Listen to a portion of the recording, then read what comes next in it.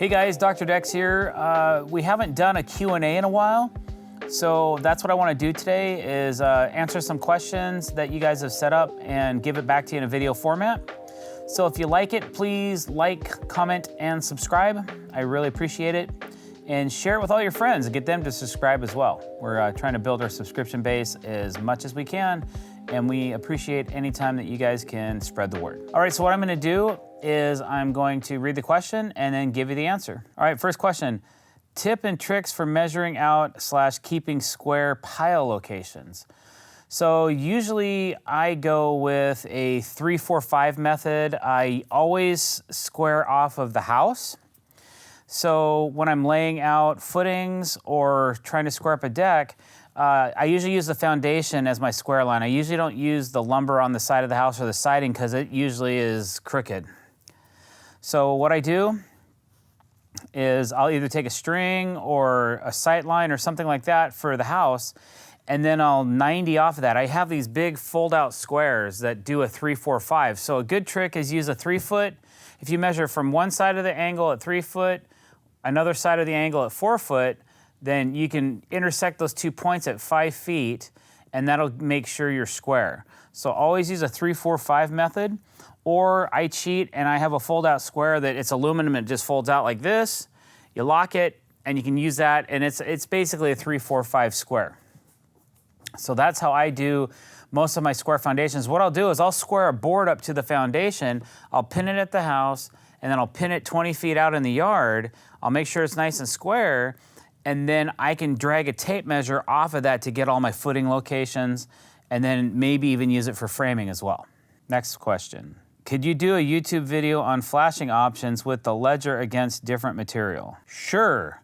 We'll get into that many times as we continue to film and build new decks. So just stay tuned, and even we'll probably capture some and title them in direct response to that. But I think we already have some, so you might want to check through our YouTube archive and see what's out there. Any ideas for creating underneath deck access while still installing deck skirting? Well, obviously access to that would be either using a gate. Sliding farm gate hardware has become very popular. You can find stainless steel sliding gate hardware on Amazon for $200 or less. And I've used that a couple times, and I was pretty successful with that. You're just basically making a big, huge panel that slides, or not huge, some of them can be smaller, 2.5 feet by 6 feet. If you make 2 of them, and then you can open up like this. So those are 2 ways that we access under a deck. Also, I've made removable panels where you actually have handles, and I make them so that you lift up, you lock them in and then drop them, and then they lock in. You can't move them, but then you pick up, pull out, whole panel comes out, move that to the side. Just depends on weight and convenience, what the client wants. Have you ever heated a deck for snow melt? Personally, I have not. It doesn't snow a whole lot up in the Pacific Northwest. It does snow here, and depending on where you live, it may snow more. I've been tempted to play around with heat strips or some kind of way of maybe making an element that would be warm, that would just be warm enough to keep the snow or ice from forming on the deck surface, but I personally haven't done that. Laser level suggestions. So right now we're using Stabila laser levels. We have the LAR350 and an LA180. They're both great laser levels. One shoots a 90-degree angle, and the other one is a rotator, so it does a 360-degree rotation, but you can also skew it out so that it only hits a small region, and you can also take it and make it so that it will shoot out of whack, like this way, right, left. It's pretty incredible. So both of those, LAR350 or I think it's the LA180. That one will shoot a straight line this way, this way, this way, and also a 90-degree angle, like that. So check out @Stabila, USA, Canada, I think on Instagram, and Stabila here on YouTube. Average price per lineal foot of TimberTech in your area.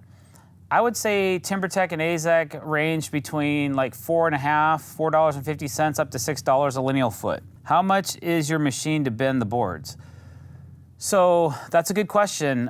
Basically, we just finished producing a masterclass called drdecks Masterclass. Volume 1 is about deckboard bending. So everything you need to learn about deckboard bending is in the masterclass. As far as the equipment, you can buy one 10-foot HeatCon heat forming kit for $2,700, and you can get two HeatCon heat forming kits for $4,900. Which is like $400 off of retail. And that's what you need to either be able to bend a 10-foot or a 20-foot kit. When are you coming close to Kansas? I have no idea. My schedule, as far as travel goes, determined by Regal Ideas and TimberTech and AZEK. So that, or I'm also being granted opportunities from other distributors and people that want me to come visit their location to bring people in to meet me and talk about deckboard bending or talk about railing or talk about whatever it is you guys want to talk about. So when I get near Kansas, I will let you know. I will put out a post to let everybody know where I'm going to be and when. How do you choose between DexerDry or a bladder system? Well, depending on the complexity of the deck will determine what type of a waterproofing system we use. If I am bending decking, if I'm bending surface borders, or if I have inlays going through the deck, DexerDry will not work. DexerDry is for square decks, straight runs that you can do where you can just put the gasket in between and let the water run off the deck. So if I don't have any surface borders and I have straight runs and we want a waterproof deck, we use DexerDry. If I'm doing all kinds of crazy surface borders and really cool inlays in a deck and it's waterproof, then I use a bladder. Did you always have an outlet for your creativity when you were younger? I was pretty free to do whatever I wanted to, but I didn't really explore the artist in me until later in life, probably about 10 years ago, maybe 15 years ago, when I started bending deck boards. That's when I started becoming really creative and started thinking way outside the box, and my design started changing, and I started designing in curves and circles instead of just squares. So it's probably later in life, when I hit about 35 years old, is when I really started becoming an artist. Do you miss doing a lot of the labor aspects of the work? Well, I still do a lot of the labor aspects of the work. I don't really miss that. As I get older, I am looking for other opportunities to get out of the field. So I don't miss the hard labor. I do miss the creative portions and the art. When I'm away and the guys get to do something cool or fun that I think I would miss, I do miss that. But I think being in business, you got to find ways to make it work for yourself and to still create that fortune, or at least get your bills paid. So that's what I'm trying to do. So I don't really miss the hard work, the hard labor too much. But I do like getting outside. I feel when I'm inside working on bids or doing paperwork, that's a grind to me, and if I'm inside the home for too long, I spend 8 to 10 hours a day outside for basically the last 30 years. So if I don't get outside once a day for a certain amount of time, I start to go a little bit batty. Do you bend boards on site or do you pre-bend them at your shop? Most of my bending I do is done in my shop, in the lab. We don't bend too much outside because of weather constraints. It's either raining or it's too sunny, too hot. You would think, oh man, it's great to bend boards when it's warm out, but your equipment can overheat. I've had several issues. It's better for me if I create a nice jig and be able to pre-bend boards right here in the shop, and then I take them out to the job site. What's your favorite lighting option? Right now, we really like using InLight Design. Their lights are great. They're easy to hook up. You don't have to use the quick connects. You can always hardwire things, but they have a really beautiful light, and they even have a limited edition drdecks special ring light. So ask for those by name and you'll get hooked up. It's a black bezel, looks really cool, has our logo in it. I think you'll like it. Why G-tape? I really like G-tape because it's a high quality tape. It's acrylic based. You can rip it by hand. You don't have to use as many sharp knives with it. Sometimes you still do, but not as much.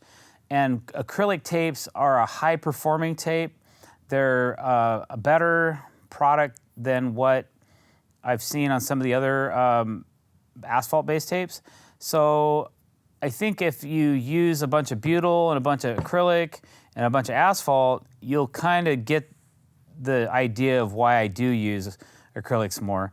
And the one thing that you can do with an acrylic tape that you cannot do with any other tape is you can touch it to itself and still be able to pull it apart and reuse that piece. I can't tell you how I've lost hundreds of dollars in tape because it folded over in the wind and it's done. You can't pull it apart, you're done.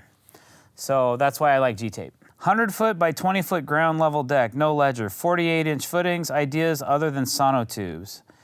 Yes, two things. You could either try using helical piles, which a lot of guys in Canada, a lot of my friends in Canada use, or you can look up a product called diamond piers, and diamond piers are a footing block that are specially shaped, and they have 4 holes that you drive steel pins into the ground with, and it creates this massive load capacity. They work really good on hillsides. They work really good in backyards. It's just if you have really, really rocky soil, may not be an answer for you. So give diamond pier a look.